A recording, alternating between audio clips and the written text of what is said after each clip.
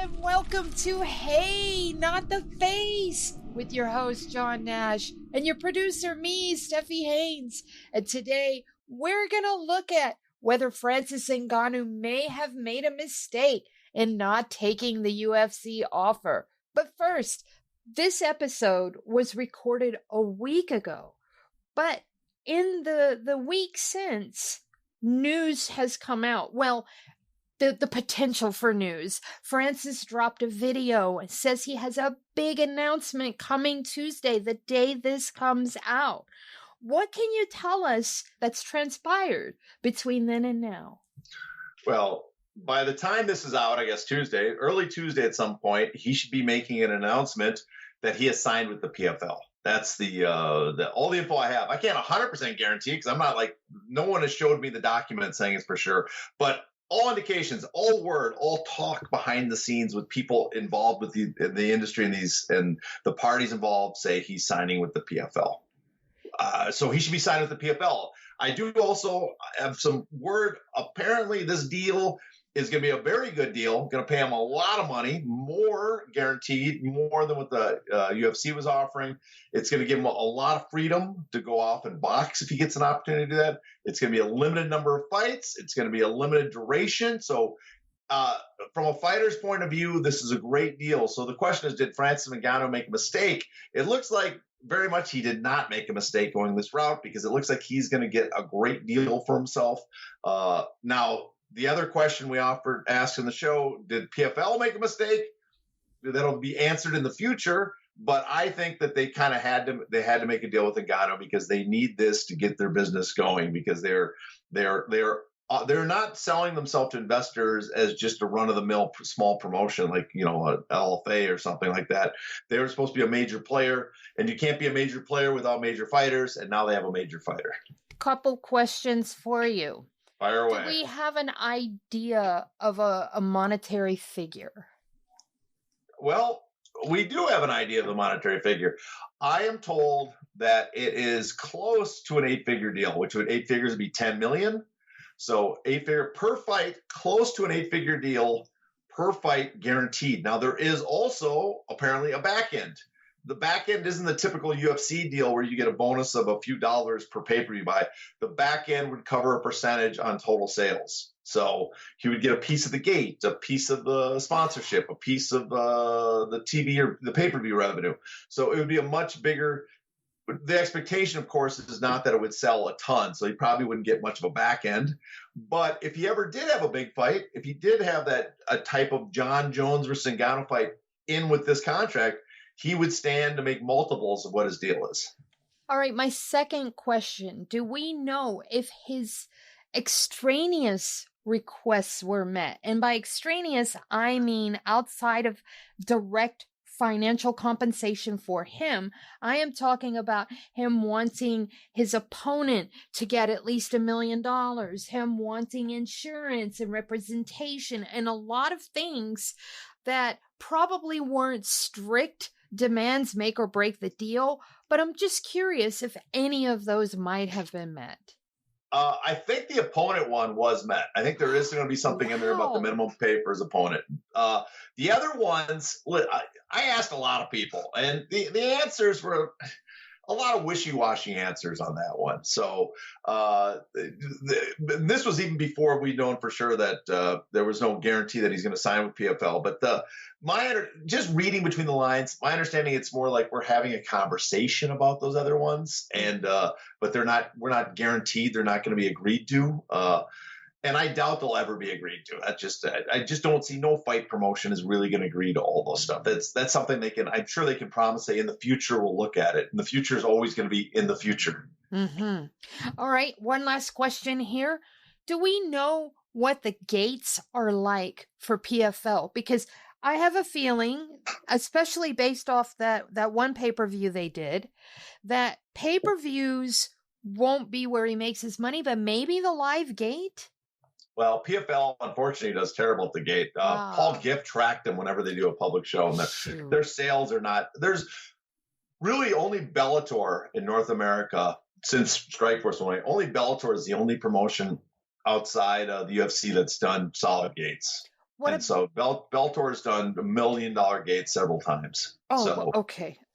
So, but that might be one of the reasons they want to get Ngannou, because you need to offer the type of fights that fans will pay for, show up the gate. So that might help them. But yeah, they're not, and their pay-per-view sales were not good on that first pay-per-view. But I don't think it bombed. I mean, by all accounts, it bombed. But I don't think they're as concerned about that one pay-per-view bombing, because it was kind of a test run. It's their first one. You want to see how the system works. They didn't have a ton of high salaries on that one, so they're not paying like they're going to be paying Ngannou. So bombing didn't cost him as much. But yeah, and without a better opponents right now, there's no one really out there for him to fight. Without better opponents for Ngannou, I imagine any pay-per-view there will bomb as well. Well, all right. That's going to wrap this part up. Stick around and hear the rest of the show. So I guess we should get down to brass tacks, because this one's kind of involved. So my first question for you, Francis Ngannou publicly entered the market 4 months ago, although he has been a free agent for about 5 months, and yet he still does not have a deal with anyone yet.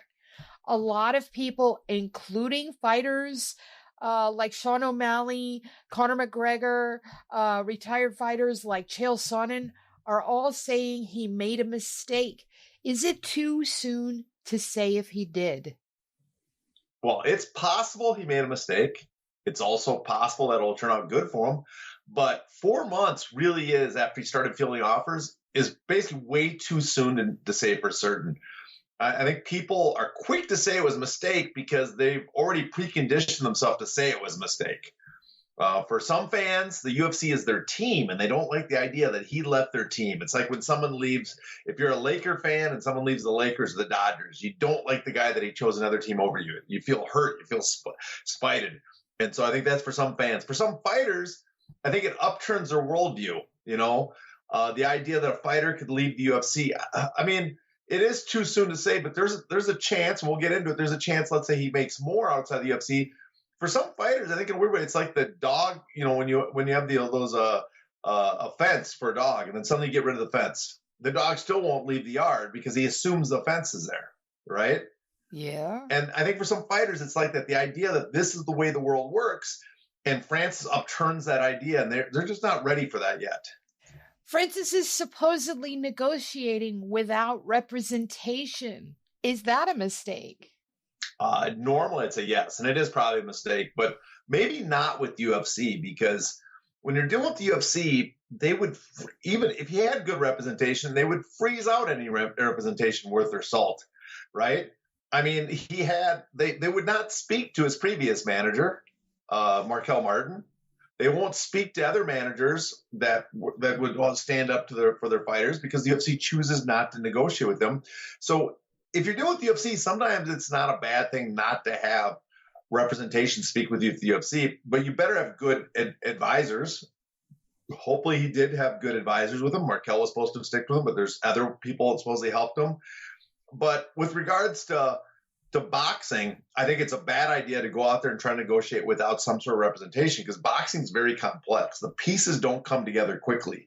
You got to know the business, and mistakes can get made if you don't have it. But there's also a chance, I think, when he's dealing with other MMA promotions, that he might luck out because he doesn't know what he's supposed to limit his ass for. MMA, the way it's been built for a while, everybody assumes that promotions and promoters and the companies can only pay a certain amount, and they can only do certain things, and contracts have to be a certain way. But because he's going there on himself, in some ways he might luck out because he doesn't know you're not supposed to ask for that stuff. And so he might be able to get stuff that other fighters, other managers, I'd say, assume are never on the table. Why couldn't Ngannou sign with the UFC? What were the major obstacles for making a deal? Well, we got to go back, I guess, because it seems, speaking to people from, various people involved, and also the media reports at the time, if we go back to before the Stipe Miocic fight, right? It sounds like, in fact, I think in your interview with Markel Martin, he said that they had certain asks, but when the UFC refused to give him that, as they got closer to the end of his contract, the demands got more, because, hey, we're getting closer to the end, right? we've already taken the major risk. Why not go out and start asking for more? Because that's the way it's supposed to work. If you give me more now, right, earlier in the contract, I'll accept it. But if you force us to continue pushing us up towards the end of the contract, we're going to start asking for more. So I think the major obstacles, the biggest obstacles was he wanted to box, but I don't think the boxing itself is an obstacle. He wasn't demanding. From everything I've heard, the biggest problem was more money, because the further when he wanted more money, and the UFC is hesitant to give it. But also, he didn't want a lot of the provisions that the UFC contracts demand. That the contracts, the tolling provisions, the champions clause, anything that could extend the contract beyond what it was. And that seemed to be the biggest stumbling block. And remind our listeners what tolling provisions are. Tolling provisions are the parts of the contract that let them extend it for various reasons. So if you're injured and you can't take a fight and you're not available, they can freeze the contract or extend it 6 months at a time, add duration to the contract. The same if you turn down fights. There's just a bunch of stuff that they can extend the length of the contract. And so for Francis and a lot of fighters, the problem is they want a limited window, and those tolling provisions. So technically, they're supposed to be the fighters is not available, but they also the UFC can pick and choose when to offer you fights when you're not available, and it's pretty easy for them to extend those contracts. So he wanted to basically make a hard deadline, not the 5-year sunset we see now, but a hard deadline that was much shorter, and UFC did not like that. What about after he won the belt from Stipe? Well, after he won the belt, as I kind of alluded earlier, his demands, as he got closer to the end of his contract, his demands got larger, because we took the big risk. We won the title, and now after he went up and fought Gane, he could ask for more. And so because it's like, well, we got past this big hurdle. I think the big thing, too, is they knew, and they were willing to test it, that there was that 5-year sunset. And because there's a 5-year sunset in the contract Ngannou had, what I mean by a sunset, his contract had a termination date that was finite. It had to end that date. A lot of UFC contracts before, they could toll forever. He knew that after I got the title and I got this one fight hurdle against Gane, that I can basically sit out and my contract is over. So I have much more leverage than any other fighter. And since he had more leverage, he decided, I'm going to ask for more. He supposedly asked for insurance for fighters, a fighter advocate, sponsorship rights. Do these demands play a part for him in not getting a deal with the UFC? And how serious was he about these demands? Well, when I first heard about this, I thought people were exaggerating. I thought this stuff he kind of threw out as a PR stunt. But asking around, I guess he was kind of serious. He really wanted the UFC to consider this. And these items are kind of a no-go. No, the UFC would never go with these. So, but it's also my understanding they weren't what derailed the talks, because he brought them up, but he was also, as much as he wanted to discuss them, they weren't stuff set in stone that had to happen. He just wanted to have a discussion about them. And then if the UFC, he was willing to go on and negotiate without those items. So I guess it's weird that in one way, Ngannou was serious that he thinks those are some things that fighters should have, but they weren't things that he knew that he could demand. So he laid them out. He wanted them in the books, he wanted them in front of the UFC, that the fighters deserve health insurance. And the weird thing too is the fighter advocate seems strange to everybody, but really what he's asking for is co-determination, which the Germans have, that workers get to sit on the board. It's not an alien concept. I don't know. He must have picked it up in somewhere, but it's not that loony of concept. But no promoter, the UFC especially, is never going to give in to that. And my understanding is he knew they weren't going to give in to that. He was willing to move beyond that, but he wanted to raise that issue with them. We heard Dana say that Francis would have been the highest paid heavyweight in UFC history, ahead of Brock Lesnar. How much was Brock making, and do we know what kind of money was being offered to Ngannou? Brock Lesnar, people talk about this, and they use in fact, we've several times have revealed that Brock Lesnar got $8 million for UFC 200, but that was a one-time fight. And a lot of people see that number, Brock got $8 million, and they assume Francis was going to get at least $8 million a fight. But for his other fights, Brock's contract, we have it from the antitrust lawsuit, was $400,000 base plus when he's champion, $1.625 million plus pay-per-view points. So we also know that for several of his fights, he'd get a flat $3 million instead of the pay-per-views. He would give up the pay-per-views for a flat $3 million because apparently he didn't trust the pay-per-view accounting. But for his fights as champion and up to his fights when he fought Randy Couture up through the fight against Alistair Overeem, all those fights he made between around $3 to $4 million a fight. So that's the highest paid heavyweight in UFC history, which always gets me in the sense that it's ridiculous that Francis Ngannou is asking for more than that. But even if he's asking for $8 million, and we'll get into details what Francis was, would anybody bat an eye if one of the big heavyweight champions in boxing was asking for $8 million a fight? Would people assume that's outrageous? It's just weird that we assume that it's outrageous for a heavyweight MMA fighter to ask for several million. But for boxing, that's like the bare minimum. They would even step in the ring. Tyson Fury and Wilder and Usyk and all these guys, and Usyk's not a major draw, but he's asking for, he's going to demand probably 10 million to step in the ring against anybody, 5 to 10 minimum, right? And then 30 to 40 if it's against a big attraction.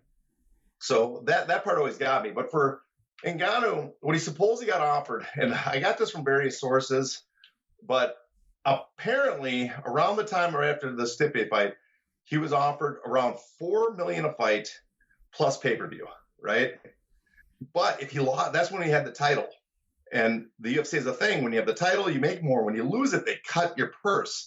We see it in Ronda Rousey's contract that was revealed in the antitrust lawsuit.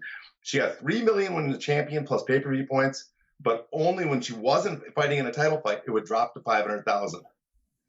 And so my understanding is Ngannou's fight was offered something like $4 million plus pay-per-view, but if you didn't hold the belt, wasn't a title fight, it would drop to about $1 million a fight. So that's a big drop. Now, his last offer, I've heard from multiple sources, was not $8 million a fight. It really was more like $6 million a fight plus pay-per-view. So if he fought John Jones, in fact, he even said this in an interview, he wasn't going to get the money like $8 million a fight, but he would have got $8-10 million or more if he fought John Jones. But most people assume that the John Jones fight would be a mega blockbuster, like over 1 million pay-per-view buys. So that one fight, it's possible against Jones, 8, 10, 12 million. It's possible if it's a massive fight, but his normal contract supposedly was going to be about 6 million plus pay-per-view, and it would have gone down, been cut. I don't know how much, half, more, if he didn't hold the belt. Since leaving, we've seen almost all the other MMA options publicly say they are not going to sign him. Bellator talked to him, and they said they wouldn't. One Championship said they weren't going to make him an offer. They weren't going to turn in their, quote, final offer. And even Bare Knuckle FC said he was asking for way too much. Why have these promoters all turned Ngannou down? And please just kind of go through them one by one so that we have a good idea, a good image in our head of what each one has done. Well, the first one was Bellator publicly. Scott Coker talked about this. We knew he went into public negotiations with Showtime, Bellator, partly with the boxing side, because there was talk that he was going to fight Deontay Wilder. And those are really serious negotiations going on. In fact, they're still ongoing, apparently, between him and Wilder's people. But the problem, my understanding of the problem was that the offer the negotiation didn't go too far because Ngannou laid down what he wanted. And for Bellator, it was pretty much too much of a guarantee. I had heard from sources that Bellator would have been willing to pay Ngannou, let's say, something in the ballpark of like $5 million guarantee. And that's for it to appear on Showtime to fight like Ryan Bader and stuff, not even pay-per-view. But their big part of their offer was, if you get on pay-per-view against a big opponent, we'll give you a massive part of the split on the upside of the sales. So in other words, more of a boxing type contract where if it sells 500,000 pay-per-views, you could make $20 million. But only but the problem is we don't have opponents to put against you on pay-per-views. We can't really put pay-per-views on now. and we're not willing to give you as large a guarantee you want for the TV product stuff. So that seemed to be the problem. That's what my understanding of it was. Now for BKFC, I'm pretty sure that BKFC never even talked to Ngannou or Markel Martin. So their offer seems much more orchestrated for the press, that they made an offer. But the truth is, I think the owner of BKFC was there, or someone was just saying that he mortgaged his house for the most recent event so they could put it on. That doesn't sound like the company that has the financial resources does the signing Ngannou, right? Right. So the thing is, BKFC, I don't think was ever a real option. They had no chance. But I think he stepped in front because he knew he could make press for himself. And in some ways, that was the same with One Championship. Chatri met with him, claimed that he was going to pay him $20 million.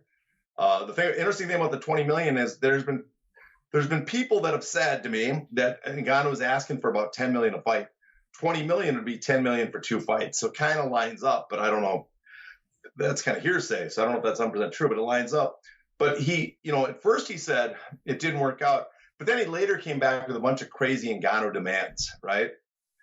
And I think the primary, again, kind of like the BKFC, it's a way to shape the press to make it look like he was the one making the legitimate offer and Ngannou, that he rejected Ngannou instead of the other way around. Because we're going to talk about in a bit, but from my understanding, Ngannou already has an offer that he's kind of settled on from another party.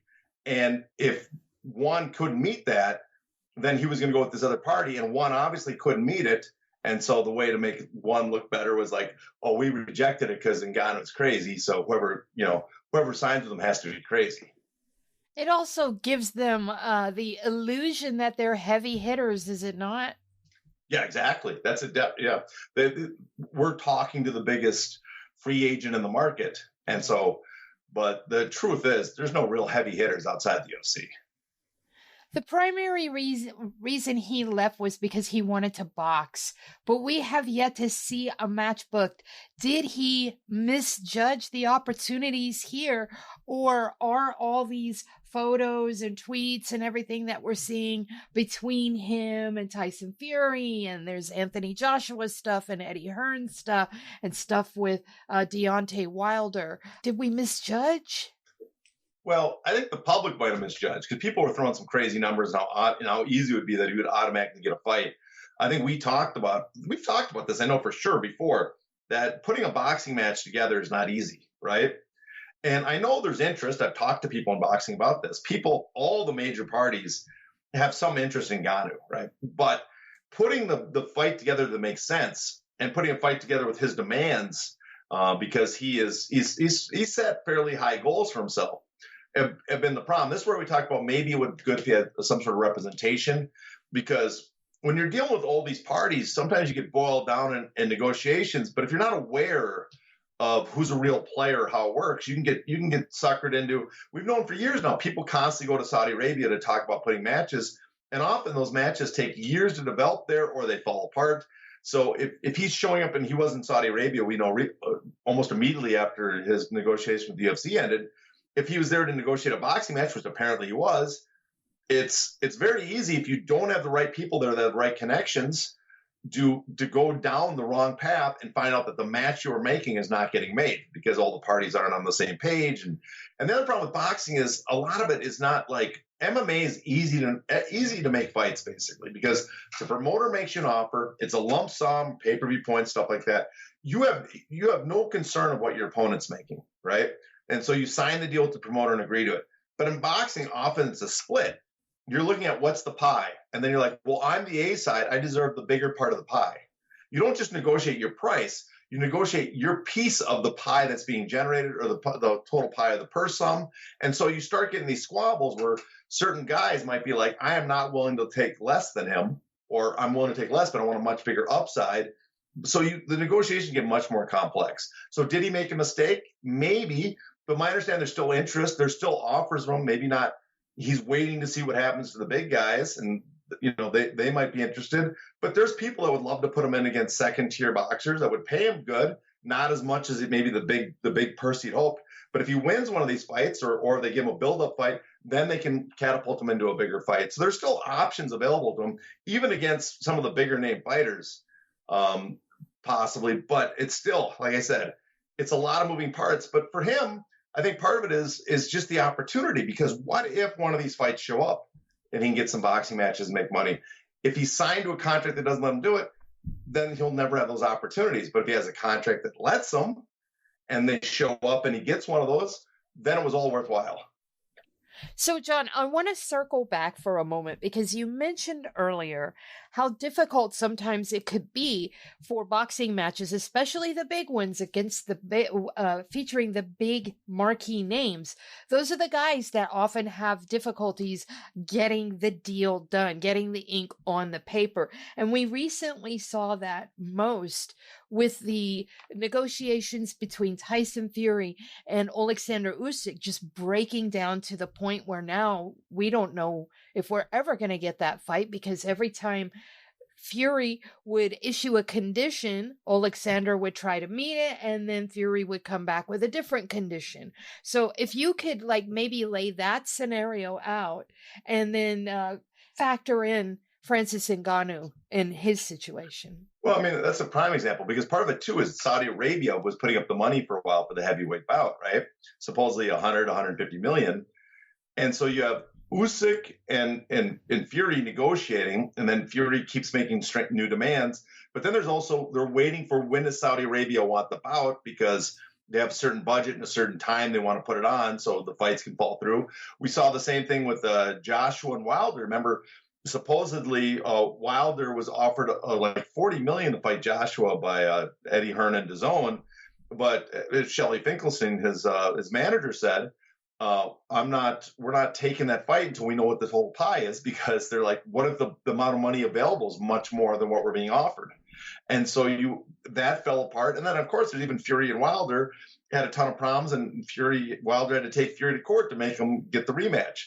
So those fights, because there's so much money involved, there's so much money, and there's so many parties, and there's more parties involved. The promoters don't have the power that you do in MMA, where you control the title and everything.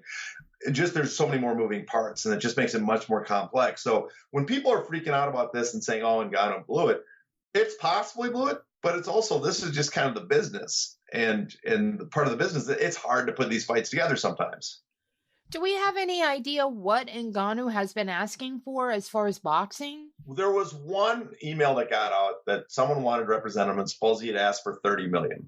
I don't know if that's true, but it's possible he was asking for 30 million, but also maybe it was a number thrown out. Like, I want people that are serious about giving me big bucks to talk to me. If you're not serious about offering me big bucks, I don't want to talk to you. But my understanding, it's for a major fight, I'm sure he wants 30 million. But for a pay-per-view type fight, I know it's 8 figures minimum plus a big upside. I don't know the total number, but that supposedly was the Wilder negotiations have been. So in other words, at least 10 million guaranteed, at least. And then a piece of the upside. Now, how much that guarantee is, how much more is it than 10 million? I don't know. And that could be the problem, because if they don't, there's a limit how much it has to sell to cover that cost. And if Wilder wants an equal or even maybe even a larger piece, or maybe slightly smaller or bigger upside, it has to sell enough. So if you're asking for too much guaranteed, then that's when we can't put the fight on. So I don't know for sure, but I do know that there was a text floating around that he was asking for 30 million. Ali Abdelaziz shared that, so he got that from Ngannou. But again, we don't know if that's the real number he wants in every fight or just specific ones. And the other piece of information I heard is that he wanted at least an 8-figure guarantee plus kind of the pay-per-view. So that's what he's asking for in boxing. But we also have an idea talking to people, not only what they've said publicly, but I've talked to some of the people that have negotiated with Ngannou and some of the people involved in it. So we have an idea of what he's asking for on the MMA side as well. And what he's asking for is a relatively large purse. Again, I've heard that it might be 8 figures he's asking for, but I've also heard it might be lower than that. But it is supposedly larger than the guaranteed purse he was supposed to get from the UFC, which was 6 million. So we're talking 7-8 million guarantee. He also, in his demands for MMA promotions, just like boxing, he wants a large cut of the upside, a right for sponsorship, right, for himself. He's also very big on some of the the contract restrictions. He doesn't want a large number of fights. He doesn't want tolling provisions and extensions. So he wants a limited length of contract, apparently like a 2 or 3 fight deal. And he also has to have the right to box. So he has to have that option that he can box. And the other weird one I heard is that we brought up before, but also that Ariel Helwani brought up, is that he's asking for a minimum purse for his opponent. And I had heard that was like $1 million a fight for to be his opponent when he's the number one fighter heavyweight. Unlike what, I guess the way he phrases it, is unlike what happened to him, where he got only, $600,000 as the heavyweight champion or to fight for the heavyweight champion of the UFC. He thinks someone challenging for the top position should get no less than the number I heard is $1 million. Maybe he scaled it back for non-UFC, but $1 million for his opponent. And in some ways, I'm sure a lot of people are criticizing that. How dare you, demand something of your opponent? But in some ways, this is it serves as a quality control mechanism, because if he signs with a non-UFC promotion, they can't just throw anybody against him, because you don't want to pay $1 million to a terrible heavyweight. So it's going to be some incentive, like to go out and get a better heavyweight, right? Because you have to pay the guy, let's say $1 million. On top of that, it's an incentive for people from the UFC that might be high-ranked heavyweights. Like, well, at the very least, I know there's $1 million purse minimum to leave the UFC and fight Ngannou. So it's somewhat smart. It serves as a function of actually kind of a recruiting mechanism to get a better opponents. And then I also heard there's a possibility that he was asking for some fee to serve as a spokesperson, brand ambassador for whatever promotion he signs with. Well, wouldn't that be a smart thing for him to ask for? He's got a huge name. Yeah, it would be very smart, actually, because really that's what you're signing him for right now. If you're another MMA promotion, you're not signing him just, because you think you have big fights to put on, because you don't right now, because you don't have your own heavyweights. The reason you sign him is so you can claim you have the top heavyweight in the world in your promotion. And on top of that, besides the fight night, you want to cart him off at every event you can to show off that you have this guy. And as far as the fighter advocate and health insurance and sponsorship, my understanding he's still bringing that up to other promotions. But I don't think, again, like with UFC, I think it's something he's bringing up. He wants discussion about it, but it's not something he's demanding. And I cannot believe that a promotion would actually give into that and do that, because it would be, I don't think it's feasible for him. So my understanding is something he's bringing up. He's adamant we got to talk about it, but he's also realistic enough that this is not something that the other promotion has to do. PFL is the last major MMA promotion left, and we've been hearing rumors. Do you think he's going to sign with them? Yeah, I do. I think my understanding is that it's basically a done deal, that he will sign with them within the next couple of weeks. We get an announcement, but who knows for sure? Maybe there's always a chance the deal falls apart. Maybe there's a chance Bellator re-enters the conversation. They said they're not interested, but I do think there's a chance if the PFL deal does not happen that he could revisit Bellator, because they are apparently on the market. We know they're on the market, at least a piece of them. And so whoever's going to pay up a lot, they might want the number one heavyweight too. So, but right now, I think it's, from all accounts, it sounds very, very, very, very likely. I don't want to say 100%, but very likely that he will get an announcement and that he's with the PFL. When it's all said and done, does he make as much with the PFL as he would have with the UFC? Possibly. It's likely, honestly, I think that he would make more with the UFC, especially in the MMA side, because you have that John Jones fight that's going to add several million onto whatever he's getting from the UFC. But the PFL offer, what I heard is true. It's the base is slightly larger than the UFC. He probably will be put on pay-per-views for PFL. They probably won't do good enough to add pay-per-view points. But if they ever get another opponent for him that can sell pay-per-view, right? If John Jones, for any reason, goes to PFL to fight him, let's say, or someone that they can generate several 100,000 pay-per-view buys, 500,000, then he will make boxing money with PFL, because basically his deal is supposedly like a boxing deal, that after a certain point, he gets a huge chunk of the revenue generated. And we're not talking about just revenue from the pay-per-view points like the UFC where you get $4 a buy. We're talking like a big, healthy 50%, 60% of the revenue coming in from that, from sponsorship, from ticket sales. So you are talking about serious money at that point. Now, it's unlikely the PFL can get him that opponent, but what if they can? What if they can get an opponent over there suddenly the PFL deal, which is probably if it's a 3-fight deal and the UFC's was supposedly 3 fights, without the big fight, it's a little bit less than what the UFC offers. UFC to pay more. But if he does get that big fight, then suddenly he's making a lot more with the PFL. And on top of that, because there's the option of boxing, if he can land the boxing deal, again, he blows out the UFC.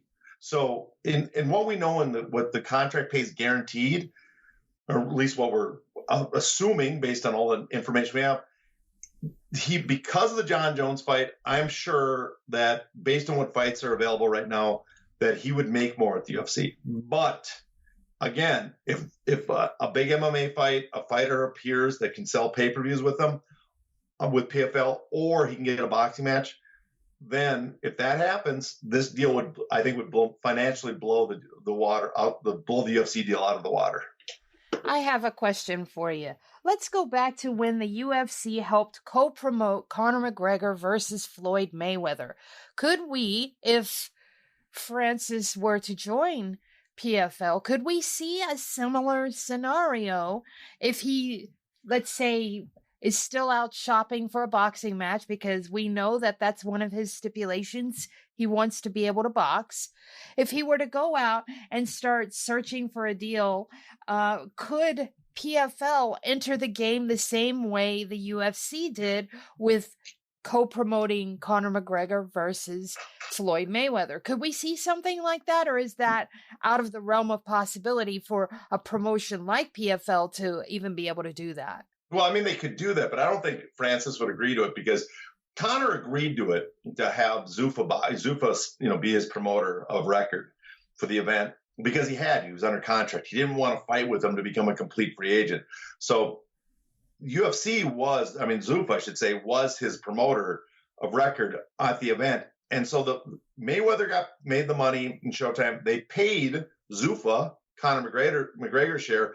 Then Zuffa paid Conor McGregor and took off a very healthy chunk. My understanding is about half the money went to them. Ngannou doesn't want to do that. He doesn't want to cut off a big chunk to an MMA promoter that really has nothing to do with the match. And so all accounts I've heard, his MMA deal is only for MMA, and the boxing portion is completely separate. Maybe there'll be a portion where PFL gets to be some branding on it and involved in that way. But I think Ngannou, he's never going to make it's never going to be as big as McGregor's bout. But whatever split Ngannou negotiates, it's going to go to him. It's not going to go to the PFL or any other MMA promotion is not going to get a cut of it. Final question. Does a deal with Francis Ngannou even make sense for the PFL? In some ways, yes. Some ways, no. The truth is they will likely lose money, a lot of money on the deal, because they're going to pay Francis a lot of money.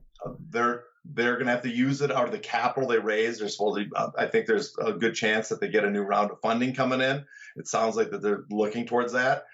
So they're going to have to use capital raise it. They're not going to generate the revenue, I think, with the opponent, with the roster they have right now and the fighters available. Putting him on pay-per-view, it might sell some pay-per-views and people might be interested, but not enough to generate to pay what he's going to have to get from the PFL. So they're going to lose probably millions on the offer, but at the same time, they kind of have to do it. One is it's a loss leader because you're paying Francis to build your brand up and bring attention. Their ratings aren't like Blockbuster on ESPN. They need to get attention towards them. This would bring attention to the promotion, so maybe more eyeballs will be watching. 2, they've been told investors their plan, and part of their plan is hosting pay-per-views. They're desperate to start their pay-per-view division. They had one pay-per-view that didn't do that well. They need to get the pay-per-view division going. Like I said, it won't do enough to probably pay for itself, but only Ngannou is one side of the ticket. You need an opponent for him to get the audience to pay a lot. But it's enough to start selling more pay-per-views so they can get that pay-per-view division going.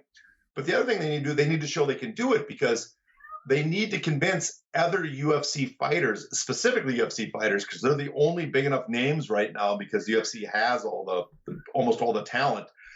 They need to convince them to come to the PFL and sign with them. The $1 million prize wasn't doing it.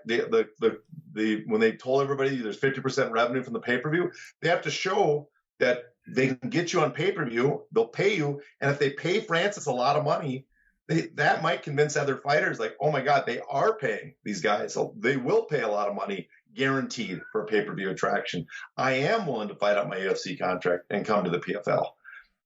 And so they almost have to do that because their business model calls for it. So there you have it, folks. Quite a bit to unpack about Francis Ngannou. If you have questions for us, please submit them. John's email is open. His direct messages on Twitter are open. His email is heynottheface@gmail.com. My email is also open, crooklyn949@gmail.com. My direct messages are open on Twitter. Please let us know what you'd like for us to talk about. If you have questions, send them our way. John, what do you have coming up? Well, article-wise, I'm going to try to get some writing done. I don't know if I'll be able to this week, but I just did an interview that probably just came out with Matthew Stoller, the author of Goliath, and also he has a Substack, Big. He's an expert on monopoly and antitrust law, and so we talk about the UFC and the UFC antitrust lawsuit and just the nature of the sport along with the Ali Act. So I thought it was a pretty entertaining conversation. So if people are interested, check that out. All right, there you have it, folks. John's got all sorts of stuff on the slate for us. Y'all know the drill, though. Until next time, please stay safe. It's not in the face! Thank you.